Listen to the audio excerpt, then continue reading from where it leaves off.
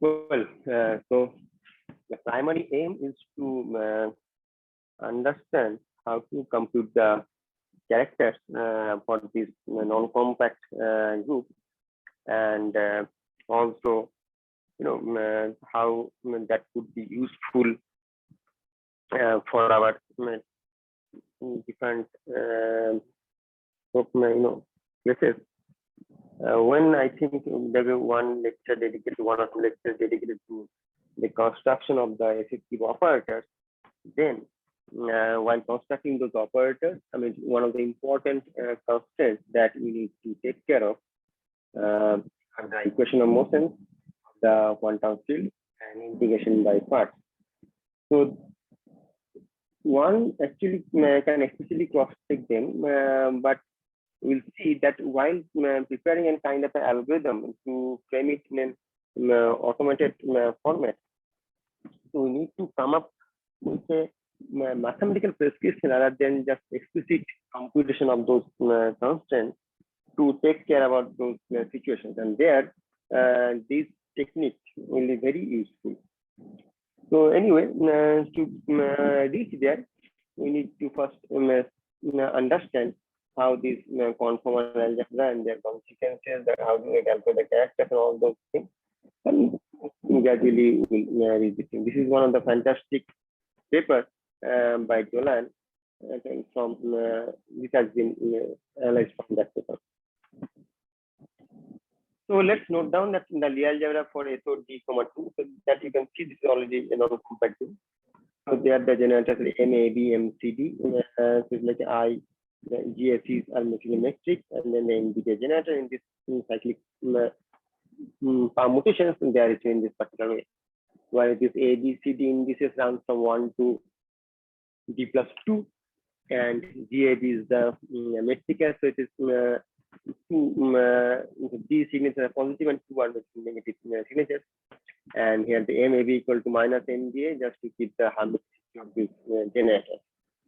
So then we can write this MAB in this particular form, M in this smaller AB minus MAT and MSB epsilon STH, okay? Where this S and T runs from this D plus 1 and D plus 2, AB runs from 1 to D, and then epsilon D plus 1 is basically 1, and epsilon ST is minus epsilon TN.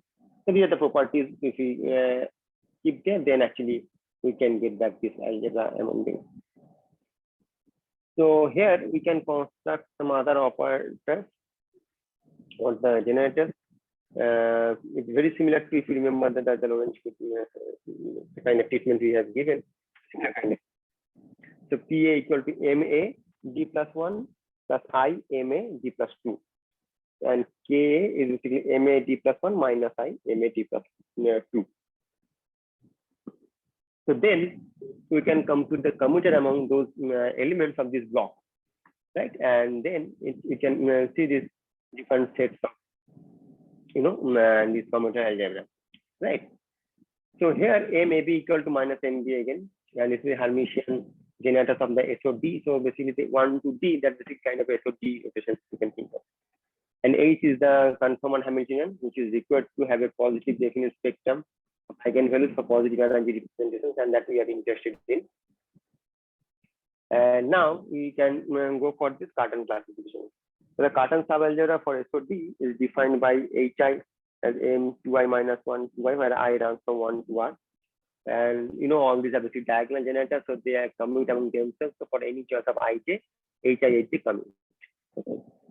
So and then we have this, we can construct this raising lowering operators, which you can write it on epsilon Eij epsilon eta, which is basically minus Ej eta epsilon.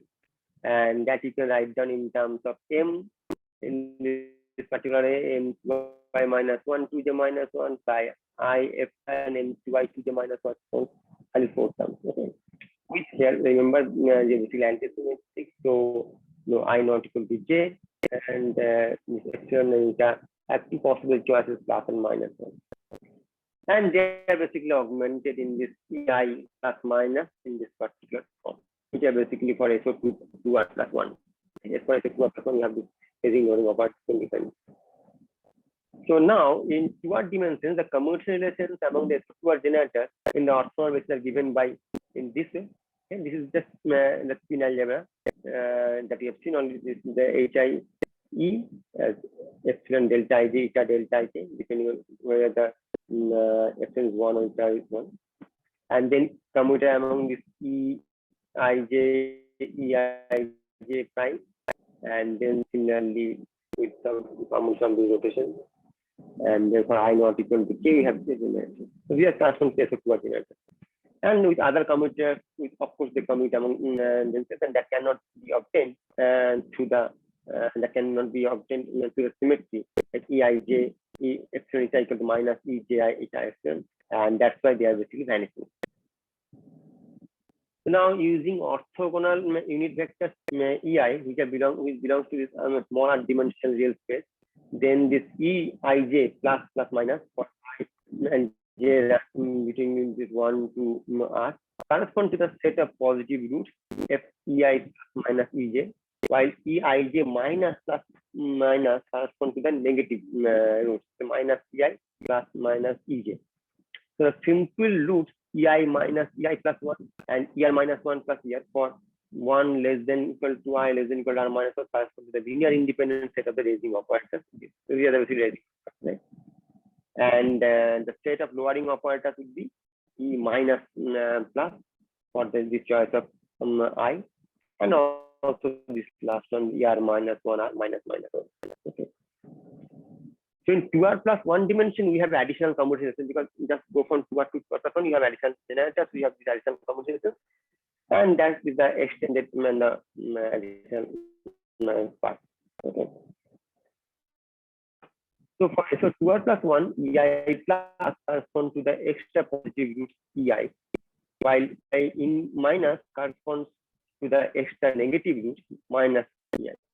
The simple roots are of course Ei minus Ei plus 1, and Ei corresponds to the linearly independent set of the raising operators E plus minus and E plus. Okay. And the linearly independent set of lowering operator is this and the ER minus. In this way you can classify the operator. In the orthogonal basis of SO2R, the 2R dimensional vector representation has highest weight E1, and all other weights in the weight system are given by plus minus EI. And that you can construct by using E1 to minus plus, you get E2, and so on. You just continue doing this thing, and you get ER and then ER minus ER. Okay. And then they further can be lowered this one until you reach maximum. In this, you can calculate the Hawking operator. As a convenient basis for the PA and K operators, which of course transform in the vector representation, we define PI plus minus in this way and K plus minus in this way. And then we reform the commutator relations, which in that particular way. And the reason for this thing P plus minus K plus minus, they correspond to the weight plus minus EI, and that's the reason we are defining this. We further have this relations, okay, and this is basically kind of a you can see that earlier we have this similar kind of constant. We have the two operators with one operator, and then you have another commutator, and then you can this until you get it 0, you can construct the operator. So that's basically the same way we can construct this thing, and which may be unraveled in terms of the action of the linearly independent set of lowering operators. So this is we have seen earlier. In fact, the entire conformal algebra in this basis may be written in terms of the orthogonal basis of the SO2R plus 2 algebra. So let's define H0 equal to minus H, E0I minus plus minus equal to minus EI0 plus minus minus equal to PI plus minus EI0 plus minus E0I plus minus Ki plus minus, where I equal to 1 to R. Such that minus H is the extra Cartan subalgebra element, and Ki plus minus and Pi plus minus from the extra raising and lowering operators. So the linearly independent set of raising lowering operators in this case is extended to include the K1 minus and P1. Okay. So now the 2R plus 1 dimensional vector representation of 2R plus 1 has highest weight E1, and then using this lowering operator, we can again construct the weight system and get back this minus E1. And that's what we have done here. In addition, we may also choose P0 equal to P2R plus 1, K equal to K2R plus 1 as extra elements of the basis for P and K operators, and these commute with the HR. So such that they have the 0. If they commute, that is 0. So again, in this basis, the conformal algebra may be written in terms of the orthonormal basis of SO2R plus 3. So which you can define now E0 minus C0 minus E0 plus C0. And in terms of orthonormal basis, unitarity requires this following relation. So we have to stick to the unitarity condition. Okay. Now the question is, how do we calculate this character formula for this positive energy unitary irreducible representation? Okay. What is the necessary? Basically, we have to look for the SOD plus 2 Vanna module. So these have bases generated by the arbitrary action of the lowering operator from the conformal highest order state delta L. Okay. Correspond to the SOD plus 2 weight, delta is basically minus delta L1 scalar, with R is basically half D. Here we assume that L is dominant integral highest weight with respect to the SOD, and so that in the orthonormal basis Li equal to L dot Pi belongs to the half D. And they are basically in the lexicographically you can order them along to the, which are basically the dominant Y members. Okay. Now the highest state basically satisfies these following relations, as you know. Then for alpha being a simple of SOD, such that E alpha is basically EI I plus 1 plus plus, and then ER minus 1 R plus plus. And for SO2R, well, we have this relation. This relation, and for SO2R plus 1, we have this. So the Vanna module V lambda with respect to the highest state lambda, therefore, as basis, this is PV to the power NV, and D is basically I epsilon 0, and collection of all the negative roots here, E alpha, the N alpha, and this state delta L. So this phi minus are basically denoting the sets of all negative roots of SOD, with NV, N alpha all positive or 0 integer, with N0 equal to 0 for SO2R. Now for SO2R we have this thing, for SO2R plus 1 we have this thing. So the weights lambda prime in the Vanna module are given by in this particular form, right? So the conditions that are necessary for conformal group representation to be unitary are delta greater than delta P equal to L1 plus D minus P minus 1, P equal to 1 to this half D square. And then for L1 equal to L2 equal to LP, which is greater than LP plus 1. And delta greater than half D minus 1 or delta equal to 0 for L equal to 0.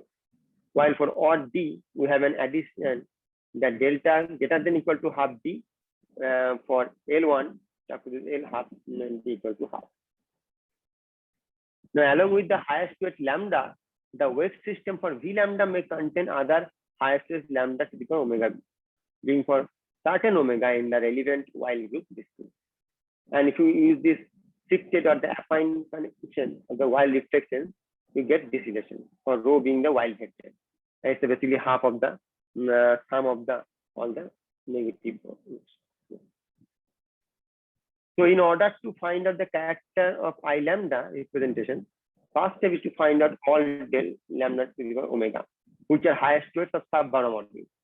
Here we'll give the necessary conditions for SOD plus 2 weights to satisfy this for the highest weight having orthonormal basis levels lambda minus delta and then L1 PLR. We further show how each such weight can be written as delta prime to the omega, where omega is basically in the wild group SOD, and this lambda prime is minus delta prime L prime, and where this L prime such that they are lexicographically polycentric. So that L prime is the dominant weight of SOD, or else such that the weight as L prime has a diminishing level equal to -1, in which case such contributions are basically vanished in the character chi lambda. Now the character can be written in these two terms, this part and this part. Okay, while this 3 lambda prime are SOD plus 2 Vanna module characters and gamma lambda prime are determined by recursion relation. To solve this recurrence relations requires the knowledge of which sub-modules are contained in each. The wild group WD plus 2 acts in a particularly simple way on the weights of the Vana module T lambda base D plus 2 in the orthonormal basis.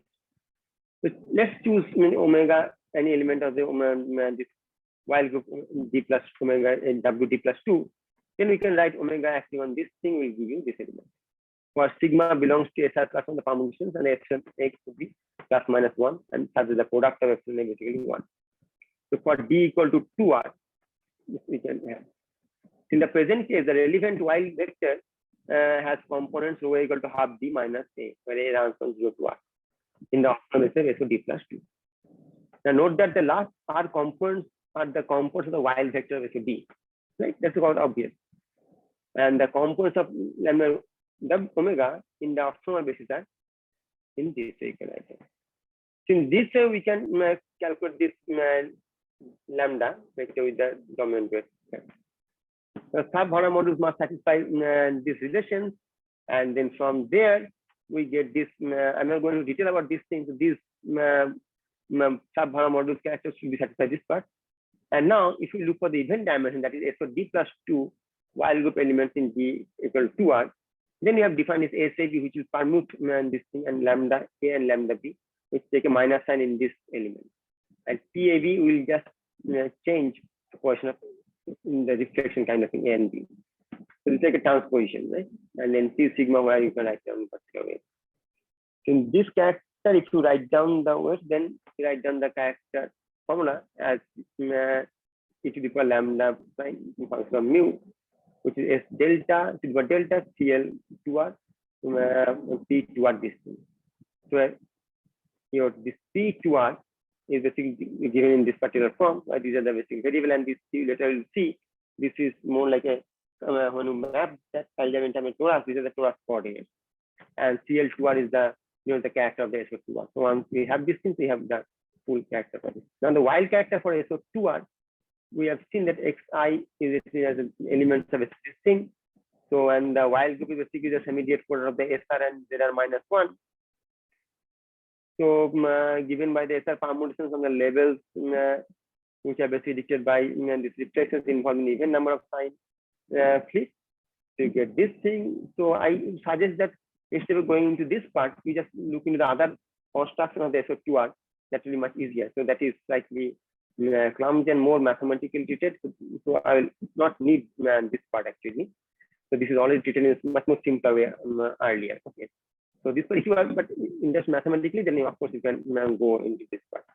The idea is basically once you calculate distance, even for the representation, you can calculate the dimensionality and all those things. And then for the different dominant weight, you can calculate the character unless until they satisfy this condition. So similarly, these are more detailed aspect and all those things.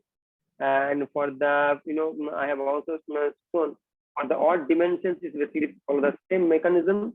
Okay, and then you can calculate the characters with the same definition of P2R and all those things.